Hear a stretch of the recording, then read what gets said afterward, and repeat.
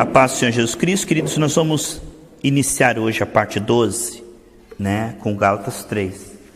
A parte 12 é a parte final de mantidos motivados. Nós temos falado, queridos, que o que desmotiva as pessoas e faz com que as pessoas desistam não são as lutas, não é as perseguições, tribulações, é não tratar o nosso interior com graça. Porque se nós estivermos bem com Deus, a tempestade que vier, Deus nos dará sabedoria e força. Não é nada exterior que contamine o homem. Um navio pode estar rodeado de milhões, bilhões de litros de água, mas se a água não penetrar nele, aquilo até ajuda ele para frente. Então, nessa terra, é tribulação, é perseguição, tentação, tudo quanto é coisa acontece. Mas, para ser mantido motivado, é importante colocar como prioridade o trabalhar de Deus no nosso coração, passo a passo, que nem a respiração, que nem a batida do coração. Se nós formos tementes, nós escapamos. Perfeitos nós não somos, só seremos na glória. Quando nós recebemos o Senhor Jesus Cristo, nós éramos como o ladrão da cruz, santidade zero. O ladrão da cruz, ele disse: lembra de mim, Senhor, quando entrares no paraíso. Ele creu no Senhor e foi salvo. Ser salvo é apenas o primeiro passo. Você é salvo do pecado para entrar numa comunhão com Deus. Ali entra o espírito de obediência quando você é salvo e começa o trabalho de santificação. Esse trabalho de santificação é gradativo, de forma que conforme o Espírito Santo vai santificando a pessoa, ela vai errando menos, mas nunca acertando sempre. Tanto que 1 João capítulo 3, versículo 2, se quando o Senhor vier, nós seremos perfeitos. Então, do começo ali do ladrão da cruz, até o último suspiro da gente, o que completa o nosso testemunho é o sangue de Jesus. Nós somos salvos não por um desempenho perfeito, nós somos salvos pelo sangue de Jesus, pela obediência de Cristo. A nossa obediência nunca vai ser conforme tudo que está na palavra de Deus. A gente falha até por pensamento, a gente falha não voluntariamente, mas a gente erra. E isto, se a gente teme a Deus, o sangue de Jesus nos purifica do pecado. Isso não é um incentivo para o pecado, isto é um fato. Ninguém é perfeito no desempenho, nós somos perfeitos em Cristo, no Espírito, mas no desempenho não. Agora, é claro que a santificação vai tirando de nós certos hábitos, palavras, a gente está errando cada vez menos. Mas ser igualzinho ao Senhor Jesus Cristo, no pensar, no agir, no falar, em todo o tempo, isso só na glória. Mas nós estamos buscando isso, é um processo. Então, só podemos ser aceitos pelo sangue de Jesus, salvos pelo sangue de Jesus, ser justificados, declarados aceitos e salvos em Cristo, e só podemos ser santificados no Espírito. Agora, isso se processa assim, porque há certas coisas que acontecem, como aconteceu aqui em Gálatas 3, que eles chegaram diante de Deus falidos, reconhecendo que eram pobres, cegos, nus, miseráveis, e receberam a Jesus como Salvador. Então, através da fé, porque isso é um ato de fé, você não vê o teu nome ser escrito no livro da vida, você apenas crê que o sangue de Jesus derramado te salva, é um ato de fé. Não tem a ver com sentimento, com documentação, é tudo um ato de fé. Você é salvo porque você crê que o sangue de Jesus te salva. Agora, a santificação é a mesma coisa. Você é salvo através da fé em Cristo. E você é santificado pelo trabalhar do Espírito Santo pela fé. O Senhor diz assim: eu sou o Senhor que te santifica. Então, como é essa santificação? Ela começa e só continua pela fé. Por exemplo, o que aconteceu aqui com a igreja da Galácia? Vamos ler para nós vermos aqui. Gálatas capítulo 3, do versículo 1 ao 3. Eles foram enganados pelo diabo. Essa carta foi escrita, doutrina de Deus, porque isso é um perigo que nós sempre corremos, irmãos. Todos nós. Isso aqui aconteceu na Galácia para nossa orientação. Gálatas 3:1. Ó insensatos Gálatas. Sabe por que insensatos? Eles estavam sem sabedoria. Insensato é quando uma pessoa está agindo de forma tola, errada, equivocada. Então Paulo escreveu para eles porque eles estavam enganados. Ele diz no capítulo 1, eu dei para vocês o evangelho da graça, e aí o demônio está enganando vocês para outro evangelho. Ele, se um anjo do céu vier e pregar outro evangelho que não for o evangelho da graça, é amaldiçoado. Ele diz isso em Gálatas capítulo 1. E aqui no 3 ele está explicando o que está acontecendo nessa igreja. Eles estavam trocando a aceitação de Deus em Cristo, gratuitamente pelo sangue de Jesus, por tentar merecer por obras. Eles estavam caindo no judaísmo novamente, a tentativa de guardar a lei para aí merecer a bênção, para aí merecer a salvação. Isso acontece em muitas igrejas. Se você der essa oferta, aí Deus vai abençoar. Se você fizer isso, tal, aí Deus vai te salvar. Como se a salvação e a bênção fosse uma recompensa por bons comportamentos e não um presente gratuito do qual nós não merecemos, nunca merecemos, não merecemos, nunca mereceremos. Não há como nós, por comportamento, chegar à salvação e chegar à bênção. A bênção é um presente, é pela graça. A salvação é pela graça. Agora, é claro que abençoado nós podemos ser agradecidos e mudar o nosso comportamento, santificar, mas aí computa para o galardão. Todo bem que você faz computa para galardão, mas não para salvação.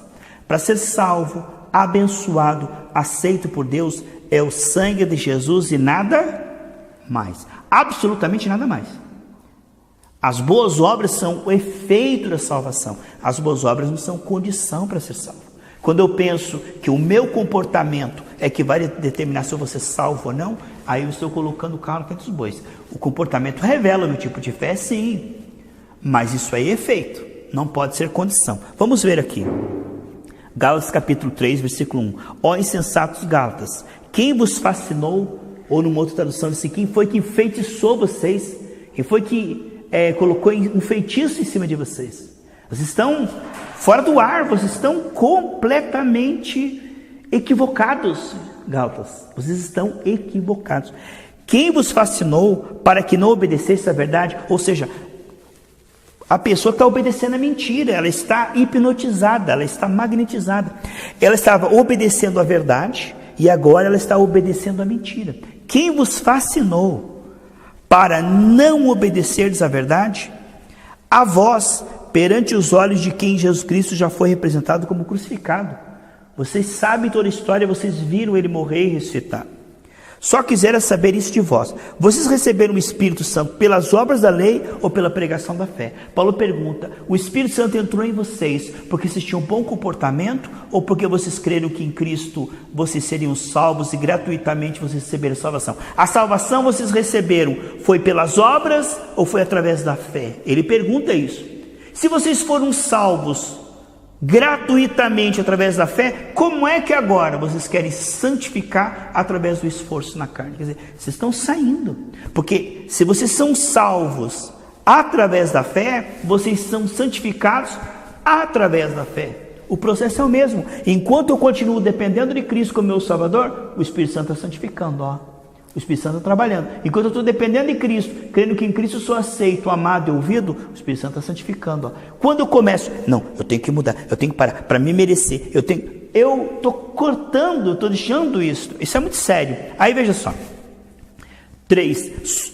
Vós sois tão insensatos. Ele começa com insensato, no 3, 1. Agora no versículo 3, vocês são tão insensatos. Vocês são tão insensatos que, tendo começado pelo Espírito, vocês começaram no Espírito, vocês começaram no caminho certo. Eu não posso, só pela tua misericórdia, Deus, estou com o rosto no pó, perdoa os meus pecados, me aceita que eu não tenho condição. Vocês começaram pelo Espírito, e agora? Vocês querem acabar agora pela carne? Vocês começaram certo e estão terminando errado. Vocês começaram confiando em Cristo e agora estão confiando no seu comportamento. E aí isso acontece no versículo 4, ele diz, então, será que foi em vão tudo que vocês sofreram no passado? Sofreram, para agora vocês estarem perdendo a salvação. Será que isso foi em vão?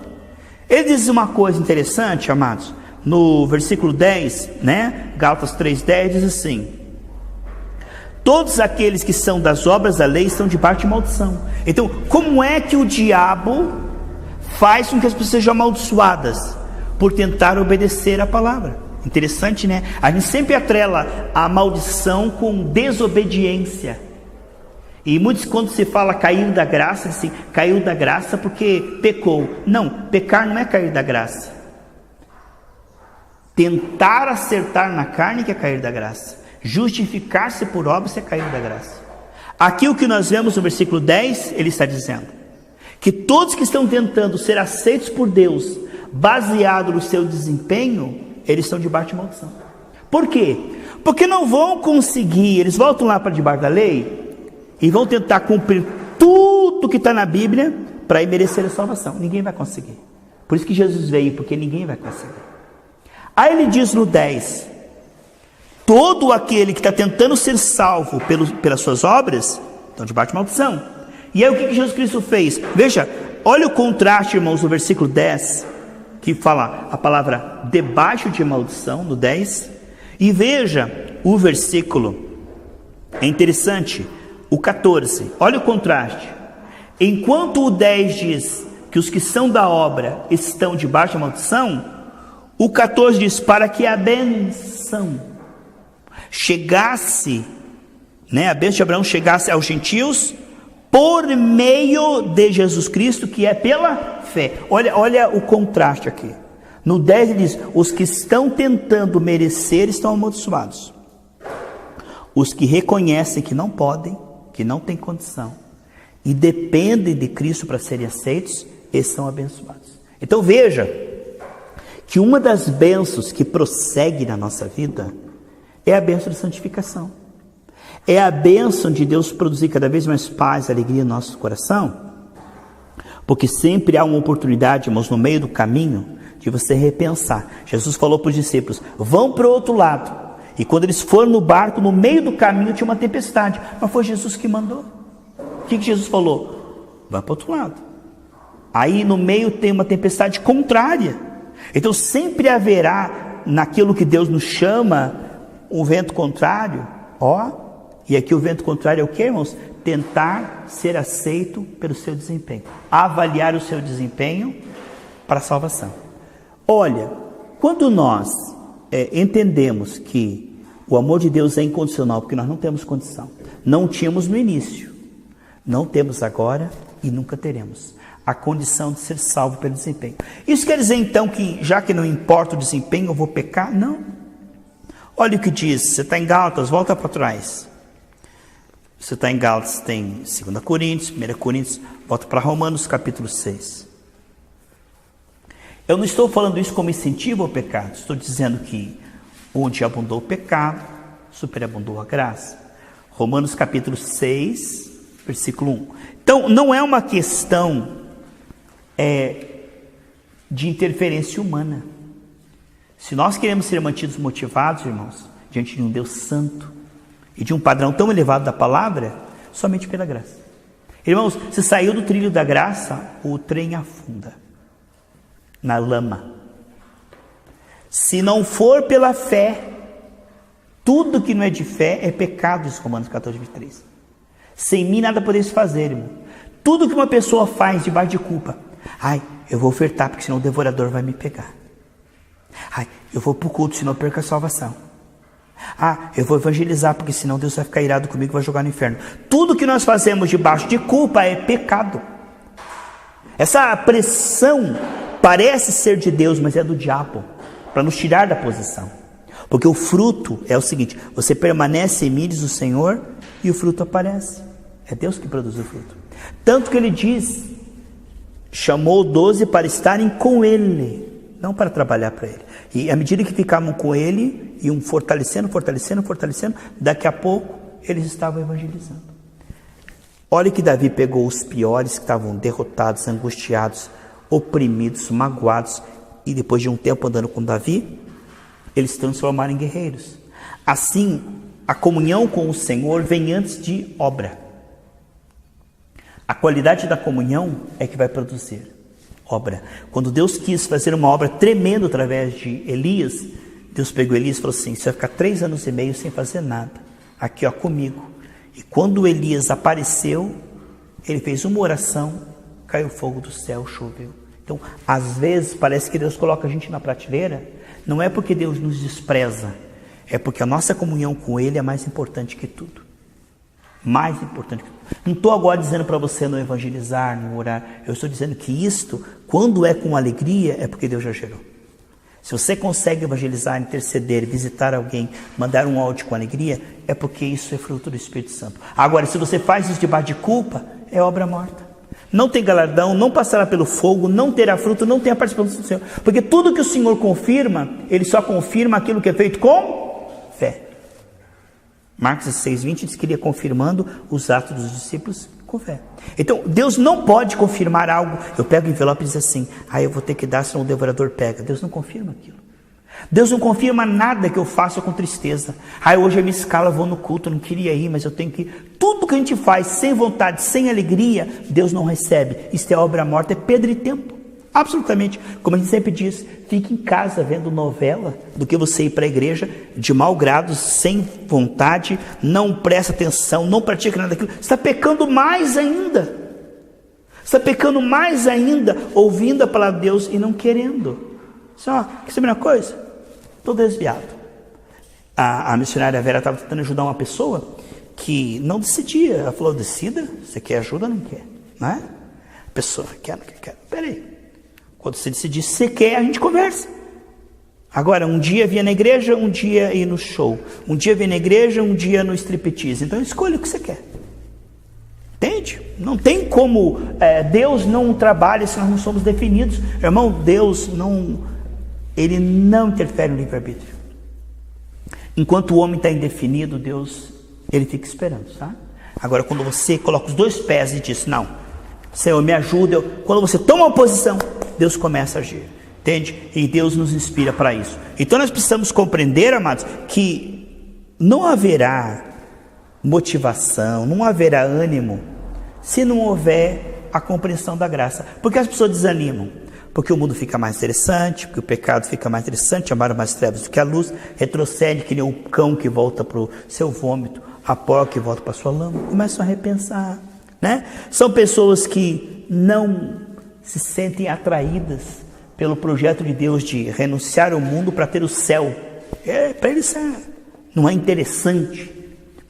O máximo que hoje se faz hoje são igrejas de entretenimento aqui na terra, né? Uma coisa melhor do que o mundo. Então, se o mundo tem pisca-pisca, duche-duche, vamos fazer pisca-pisca, duche-duche mais gospel aqui. Algo que seja melhor que o mundo. Eu vou lá porque as pessoas me tratam melhor que as do mundo. A programação da igreja é melhor do que a programação da TV. Então, aí sim, se for algo terreno, melhor do que o mundo, as pessoas vão. Mas agora, ir para ouvir uma palavra de renúncia, cruz, né? Temor, e para ter o céu. E aqui ser rejeitado, desprezado. Então isso não é interessante. Irmãos, o evangelho nunca foi interessante para a maioria. Lá nós vemos desde o Êxodo lá, o povo no deserto, Josué e Caleb achou interessante o projeto de Deus. O projeto de Deus é assim, irmãos, veja bem. Você chega num estádio de futebol e pergunta, quem aqui crê em Cristo? Todo mundo levanta a mão. Quem quer ir para o céu? Todo mundo levanta a mão. Quem quer viver esse evangelho? Ninguém quer. Largar as competições, largar o mundanismo, ninguém quer. Então, quer dizer, todo mundo quer Jesus, o pão, o circo, a bênção, mas ninguém quer se comprometer com o projeto de Cristo. Comprometer-se em santificar a sua vida e seguir a Cristo. Renunciar à sua carne e seguir a Cristo. Muitas pessoas fazem como aquele, Senhor, te seguirei por onde quer que vás. Sabe aquela entrega poética, bonita, de boca para fora. Mas, irmãos, tomar a cruz, seguir a Jesus, realmente não empolga 99,9%. Infelizmente, a grande maioria vai pela porta larga. Então, o evangelho, como ele é, sabe, sem florear, sem acrescentar nada, irmãos, e sem tirar nada. O evangelho, como ele é, ele não é atraente à carne. Nunca foi e nunca vai ser. O evangelho verdadeiro, genuíno, que Paulo, Pedro e João pregavam, nunca vai ser, assim, um evangelho atraente à carne. Se você quiser torná-lo, você está adulterando o evangelho. Se Paulo disse, você quer saber uma pessoa que ele é falso profeta? Né? Jesus também falou. Veja que todos os falsos profetas são elogiados pelos carnais. Mas aquele que for verdadeiro será perseguido e desprezado. Por quê? Porque essa mensagem ela ofende a carne. Ela vai na contramão dos valores deste mundo. A soberba da vida, a concupiscência, todas essas coisas. E isto realmente é para ser mantido motivado por Deus, aceitar o seu plano, entrar na fé e permanecer na fé. Esse é um caminho estreito. Muitas tentações, irmãos. Soberba, distrações, preguiça. A Bíblia fala que a semente no meio dos espinhos, a semente foi aceita, mas os espinhos não foram rejeitados. Então os espinhos estão ali, a semente está ali. Os espinhos estão ali, a semente está ali. Aí os competem o terreno. Tenta sendo competido. A semente quer crescer, mas os espinhos não deixam. A semente quer crescer, mas os espinhos não deixam. O que é os espinhos, irmãos? São coisas que a pessoa não renuncia. Ela é gospel, mas ela gosta de pornografia. Ela é gospel, mas ela gosta de uma mentira. Ela é gospel, mas ela gosta de certas coisas que ela não está disposta a renunciar. Aquilo ali vai ficar ali. Viciada na preocupação, viciada na soberba, no mundanismo, no consumismo, no egoísmo. Entende? Esses espinhos, se você não rejeitar, quando você rejeita, o Senhor tira. Aí a semente cresce e germina. Porque tem muitas pessoas que a semente não cresce, não germina, não tem fruto, irmão. Por que a pessoa não tem fruto? Porque a semente não germina. Por que a semente não germina? Porque os espinhos não são rejeitados, não são retirados. Aonde o espinho, ou a pedra, o terreno pedregoso, aonde tem espinho, aonde tem pedra, a semente está ali. Irmão, você pode perguntar à pessoa, a semente está ali? Ela não está mentindo, a semente está ali. Recebeu Jesus? Recebi. A semente está ali. Está ouvindo o evangelho? Estou. Você recebeu Jesus? Recebi. Ah, não está mentindo não. Você está aí na igreja? Estou. Você tem uma Bíblia? Lê a Bíblia? Leio. Você tem ouvido os áudios? Tenho. Mas se não houver renúncia, a semente não terá espaço. É como você receber alguém na tua casa e não tem espaço. A pessoa entra na porta e não tem espaço nenhum. Está tudo coberto de isopor ali. Ela entra, mas não tem espaço. Então Jesus na vida das pessoas não tem o que? Espaço. Então para nós sermos mantidos motivados, nós precisamos o que, queridos? Entender que há um processo da carne para o espírito, e esse processo é pela graça. Irmão, a culpa não ajuda em nada. Se ouve uma palavra dessa, sente culpado, é o capeta. Eu vou me esforçar para tentar parar com isso, é o capeta. Você mistura essa palavra com culpa e com esforço na carne, você não entendeu a mensagem. O arrependimento é verdade. Senhor, eu preciso disso. Cobre-me com teu sangue, me ajuda. Só o Senhor pode me mudar. Mais do que isso, capeta. O fardo de Jesus é leve. É pela fé. Fé é dependência total do que Ele é, do que Ele pode, do que Ele sabe, do que Ele tem para te dar. A palavra é misturada com fé. Você ouve essa palavra, se arrepende e se converte. Se arrepende e se volta ao Senhor em oração. Imposição de mãos, unção com óleo, estar no meio de pessoas cheias de Espírito Santo. Aqui está a fé. Você ouve, reconhece que precisa e diz: Senhor, trabalha. E crê que Ele está trabalhando. Mais do que isso, o quê? Nada. Fardo do capeta. Pastor, eu estou tanto na igreja e não mudei. Não é você que muda, é Deus que muda você. Seu Filho vos libertar, verdadeiramente sereis livres. Não é nós que mudamos, é Deus que nos muda. Esse fardo de estar na igreja ainda faz isso. Já confessei, não há nenhuma condenação. Não tenho prazer nisso. Antigamente eu tenho prazer, hoje eu não tenho prazer nisso, estou lutando contra isso. Então, você crê que está perdoado? Não sei. Jesus vier, você sobe? Não sei. Aqui está como a igreja da Galácia. Está perdoado, está salvo, está limpo, chamando-se de sujo. Está no caminho certo, está no caminho da fé, mas acrescentou a fé o quê? A culpa. Quando você coloca uma mosca morta no perfume, estraga todo o perfume. Quando você coloca a culpa em cima da fé, você estraga a fé e perde a salvação. A culpa é a canga do capeta. Quando você está fazendo a coisa certa e dizendo: isso não é o suficiente para que Deus me ame, me aceite, me perdoe, isso... Pastor, está faltando alguma coisa para Deus me curar. Está faltando alguma coisa. Se Jesus vier hoje, olha, eu acho que eu não subo. Quando você começa a colocar alguma coisa à fé, acrescentar, entendeu? Você está com o fermento do diabo, o fermento dos fariseus. Aqui em Romanos 6:1 diz assim: que diremos, pois? Permaneceremos no pecado para que a graça seja mais abundante? De modo nenhum. Nós que estamos mortos para o pecado, como viveremos nele ainda? Ou não sabeis que todos quantos fomos batizados em Jesus Cristo, fomos batizados na sua morte? De sorte que fomos sepultados com ele pelo batismo na morte, para que como Cristo ressuscitou dos mortos, pela glória do Pai, assim andemos nós também na novidade de vida. O que ele está dizendo? É um fato. Como é que você se apropria de um fato, irmãos? Pela fé. Não foi pela fé que você se apropriou da salvação? Ele está dizendo aqui, quando Cristo morreu, os teus desejos estão debaixo dos teus pés, você tem o domínio dele, eles morreram. Você tem o domínio. Quando Cristo morreu, o teu velho homem morreu. Você não tem que tentar matar ele, não. Ai, eu tenho que matar minha... Não, já morreu. Está sob o seu domínio. E quando Cristo ressuscitou, uma nova criatura nasceu mais forte em Cristo, santo. Como disse o pastor, eu nunca vou morrer. Estou olhando aqui para uma pessoa que nunca vai morrer, irmãos. Nunca. O meu corpo vai ter esse fim, vai cair, mas num piscar de olhos estou diante do Senhor, não verei a morte. Em João 5,24 diz que aquele que crê em Cristo não verá a morte. Mas num piscar de olhos está diante do Senhor. Teu corpo tomba aqui, você nem vê que tombou, já está no paraíso. Então, nós precisamos compreender que nós somos vivos para Deus e somos mortos para o pecado. O pecado vai, ele como antes tenta, só que ele não tem o poder de nos dominar. Só que parece que a gente lembra como a gente era antes. Ele pode me dominar. A gente tem aquelas memórias, tem que ser apagada, irmão. Aquele elefantezinho que, quando era pequenininho, amarrava a patinha dele e batia nele, ele tentava mexer e não conseguia.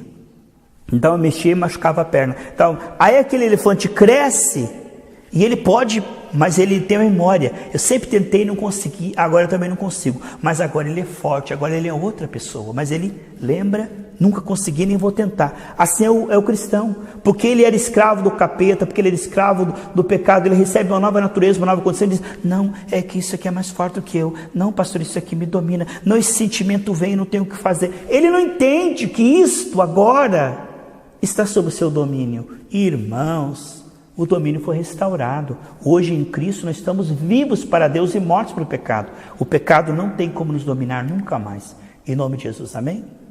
A paz do Senhor Jesus Cristo, queridos, nós vamos iniciar hoje a parte 12, com Gálatas 3. A parte 12, a parte final de mantidos motivados. Nós temos falado, queridos, que o que desmotiva as pessoas, que faz com que as pessoas desistam, não são as lutas, não é as perseguições, tribulações, é não tratar o nosso interior com graça. Porque se nós estivermos bem com Deus, a tempestade que vier